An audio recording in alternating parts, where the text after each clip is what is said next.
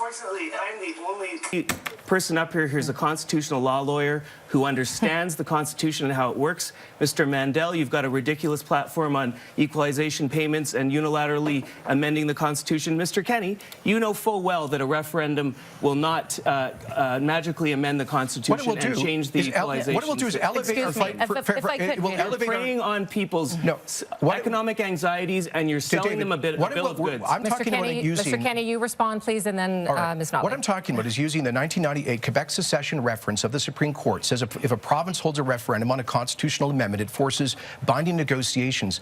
Let's take a page out of Quebec's playbook. They've so effectively asserted their interests in the Federation. Let's elevate our fight for fairness to the top of the national agenda. Let's allow Albertans to vote on deleting Section 36, equalization from the Constitution, if we don't get fairness. We need leverage. We need leverage to get fairness in the Federation. There's an amending formula in the Constitution, and it doesn't involve a referendum based on the Quebec secession reference. You know better than that. We've got about 30 seconds left, Ms. Notley. Listen, you know, we've got bluster coming from Mr. Kenney. What do you think of the Jason Kenney saber rattling when he was in Ottawa, Craig?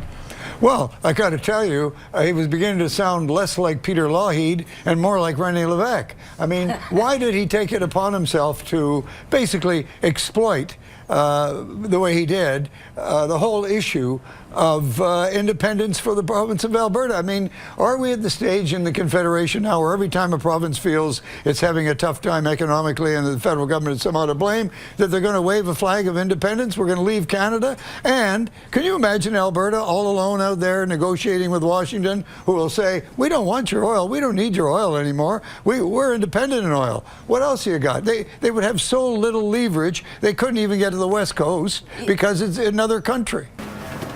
That is a bad idea. I think so, and so does Peter Lougheed. What do I know? My specialty is just strategic analysis.